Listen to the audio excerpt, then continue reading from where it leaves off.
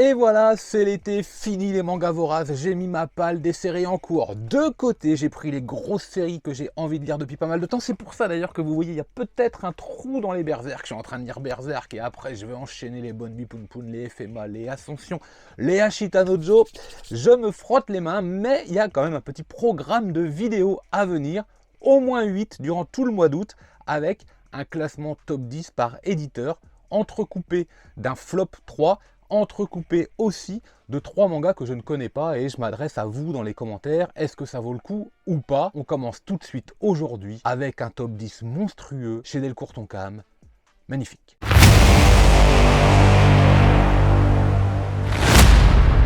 Avant de démarrer avec la 10e place, tout de suite, il y a 2 absents dans ce top 10. Déjà, Atsushi Kaneko avec Evol, parce que, en fait, avec seulement 2 tomes, j'ai pas réussi à me décider à le placer dans un top 10. On attendra vraiment que la série s'étoffe pour voir un petit peu jusqu'où on va. Et surtout, je me suis permis de ne pas mettre, à la limite, ça ferait tâche, parce que je pense que quand on est le dieu du manga, on s'affranchit de tout classement. Et donc, il n'y a absolument aucun Osamu Tezuka dans ce classement. Je viens par exemple de faire la lecture de Phoenix ce week-end. C'était un vrai régal. Bien sûr, ces 10 mangas-là, je les conseille absolument au moins à la lecture, à posséder dans une mangatech. Bref, tout au long de l'été, vous allez pouvoir utiliser ce top pour aller piocher le meilleur du meilleur. Selon moi, bien sûr, mine de rien, je pense que c'est au moins à lire, à découvrir, essayer, emprunter en médiathèque ou voir, faites l'acquisition, des cadeaux, tout ça. 10e position pour un shonen que j'ai absolument dévoré, c'est le cas de le dire. C'est Food Wars, un manga shonen sur la cuisine qui est incroyablement délicieux en vérité. On se prend à lire simplement et de façon légère, de façon très popcorn, les aventures de Sona, comme ça je me rappelle même du personnage. Vous voyez, quand on commence à se rappeler du prénom des personnages, même après pas mal de temps, c'est plutôt bon signe. Et Food Wars est vraiment délicieux à lire. D'ailleurs, si vous ne pouvez pas faire l'acquisition de ce titre, essayez l'animé en VO, bien sûr, 2 ou 3 saisons.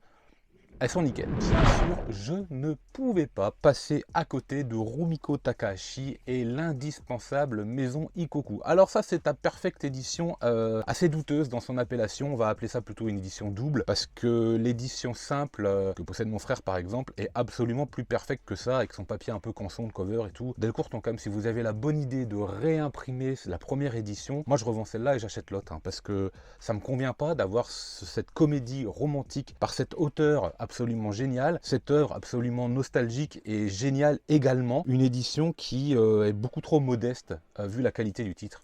9e place pour Maison Ikoku.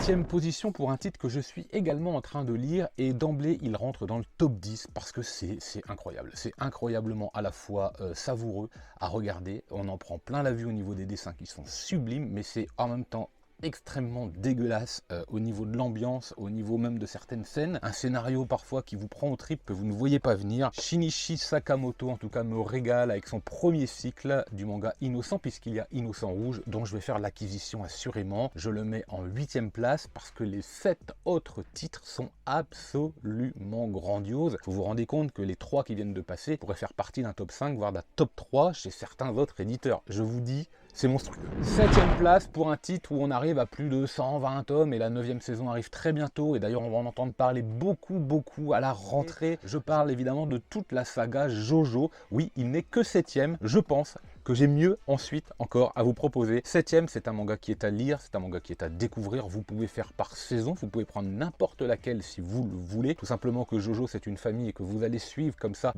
les différentes saisons à travers différentes époques de cette famille dont le héros s'appelle systématiquement Jojo quelque chose. Et on se régale, Hirohiko Araki, c'est un génie en fait.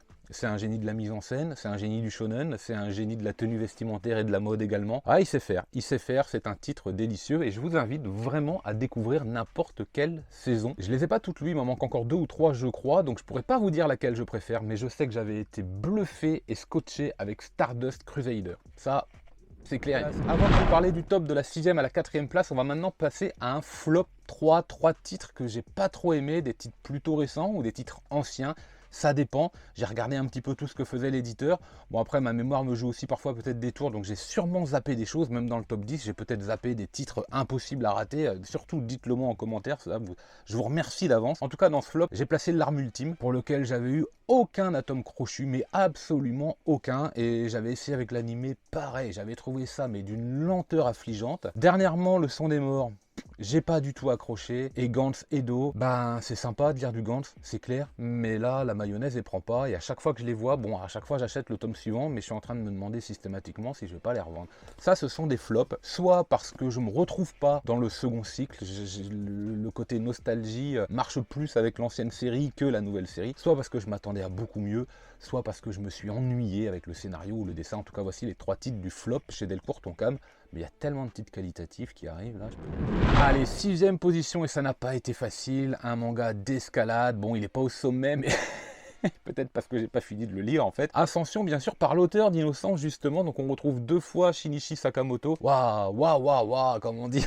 Non, c'est absolument génial. Et Ascension, ça vous prend aux tripes, ça vous glace là, les doigts, les mains. Le manga, il... Bah, alors comment ça va être ouais, je suis à peu près à la moitié. Comment ça va se passer après, je n'en sais rien. En tout cas, il est 6ème, les dessins sont géniaux. 17 tomes pour une série qui est pas si longue et qui est absolument géniale. Ne pas vous la recommander. Encore une fois, eh ben, ce serait une erreur, donc je le fais. Et il y a des mangas qui vous marquent. Il y a des mangas qui vous marquent parce que quand vous les achetez, vous savez pas où vous allez. Et quand vous avez fait la lecture du premier tome, vous vous dites, bon allez, direct, la semaine prochaine, demain, c'est quoi mon budget? Je vais acheter le reste, et parce que c'est pas possible. Alice in Borderland fait partie de ces titres. Ce survival bien déjanté, avec les jeux, avec le monde d'Alice au Pays des Merveilles, un peu décalé, voire beaucoup décalé même, parce que les clins d'œil sont quand même, à part les cartes, relativement durs à voir. C'est complètement pété, c'est absolument génial. Je me rappelle encore de cet épisode avec l'humain et sa tête de cheval dans l'immeuble qui est enfin, incroyable. J'étais pris en haleine à la lecture en me demandant comment les mangas pouvaient encore me surprendre. Ceci dit, des années plus tard, ça a encore été le cas avec l'Attaque des Titans, et encore, ce renouvellement incroyable dans ce média, et on est d'accord, je finis même pas ma phrase, ce serait une insulte. 5ème position pour Alice in Borderland. Et justement, pour le manga suivant, 4ème position, c'est exactement la même chose que ce que je viens de vous dire avec Alice in Borderland. Le tome 1 m'a scotché sur le canapé à la lecture, en me disant mais waouh, vivement le tome 2, parce que là j'avais pris Day One, je m'en rappelle très très bien, je me suis dit ça va pas être possible en fait d'attendre. Combien de fois je vais relire le tome 1 avant d'avoir le tome 2, j'en sais rien, 3, 4, 5, 6 fois. Je parle de Gantz bien sûr. Non mais est-ce que vous vous rappelez quand vous avez lu Gantz? Est-ce que vous avez lu Gantz à sa sortie? Est-ce que vous avez pris cette baffe en vous disant mais qu'est-ce que c'est que ce truc de fou? Mais incroyable, incroyable Gantz. Il est 4ème parce que mon top 3 il est monstrueux, mais franchement, mais non mais Gantz, allez-y, foncez quoi, foncez. Mais oui, qui va pas être d'accord avec moi? Pas vite en tout cas. Ça c'est clair. Avant d'attaquer le top 3, il est temps de discuter de vous à moi, là en toute intimité. Déjà, vous pouvez vous abonner, hein. Vous pouvez utiliser le code Rakuten, ça c'est clair. Mais surtout, j'ai besoin de votre avis en commentaire pour les 3 prochains titres que je ne connais pas. Je les ai pas lus, je les ai souvent vus en photo dans les vidéos achat, manga des abonnés ou Mangatech des abonnés, c'est clair. Et chez Delcourt, il y a 3 titres qui ont attiré, chez Delcourt Tonkam, on est d'accord, qui ont attiré mon attention. Gourmet Détective, Pilote Sacrifié, et honte sur moi, shame on me, là, vous mettez Beck, mais j'ai jamais lu Beck, mais non, j'ai jamais lu Beck. Donc allez-y, en commentaire, Gourmet Détective, Pilote Sacrifié et Beck. J'attends d'être convaincu. Soyez précis, soyez convaincants, et peut-être que d'ici la rentrée, j'aurai cru. Alors le top 3 se passe de commentaires. Déjà le 3ème, on se demande pourquoi il n'est pas second ou premier. C'est monstrueux, monstrueux. Je me suis pris une baffe à la lecture de ce manga de sport, ce shonen incroyable, cet auteur absolument pété qui arrive à nous sortir des plans impossible, mais impossible. On est là scotché devant le dessin, devant la mise en page, devant le rythme, devant le génie de Taiyo Matsumoto. Mais bien sûr, je parle de Ping Pong.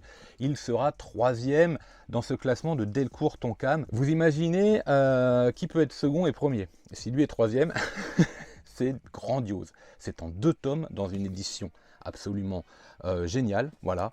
Là, on a envie de Maison et Coucou comme ça, en fait. Hein, comme ça. Ou alors, comme peut-être le second. Parce que justement, le second est dans une édition absolument magnifique. Peut-être la plus belle édition ever dans le monde du manga. Je vous avais dit que je ne craquerai pas. En tout cas, je ne craquerai pas dans des conditions normales. Sauf que j'ai fait l'acquisition dans des conditions pas tout à fait normales. De Hikaru no Go Deluxe. On verra tout ça lors du prochain achat manga, début septembre. En tout cas, Hikaru no Go, il est forcément en seconde position.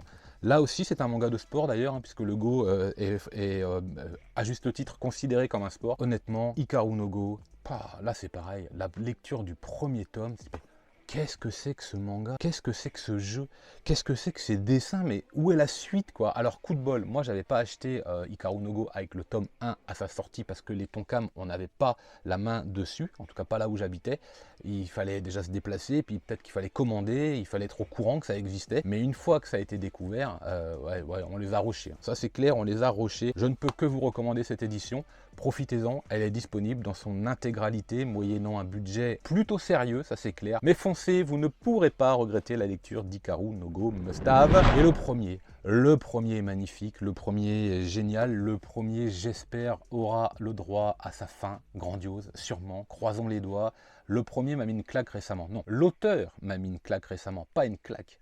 Un dunk, un slam dunk, mais est-ce que vous êtes allé voir le film Slam Dunk? Mais c'est absolument génial. Bon là, en tout cas, c'est pas Slam Dunk, on est chez Delcourt Tonkam, donc forcément, c'est Vagabond. Mais Vagabond, un manga de samouraï, mais à un moment, je pense qu'il faut juste se taire.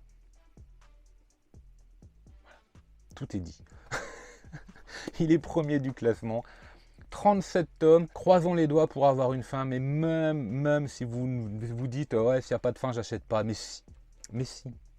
Voilà. Votre seul regret entre ne pas avoir lu la fin ou pas l'avoir lu tout court sera de ne pas l'avoir lu tout court. Et bien écoutez, voilà, c'en est tout pour ce top 10 chez Delcourt Tonkam, 10 titres que je vous recommande absolument. Je vous donne rendez-vous pour le prochain épisode de cette série en espérant qu'elle vous ait plu. Là, c'était du très lourd. Je vous donne rendez-vous très bientôt. Lisez plein de mangas. Bonnes vacances et en attendant, je vous dis... Manga!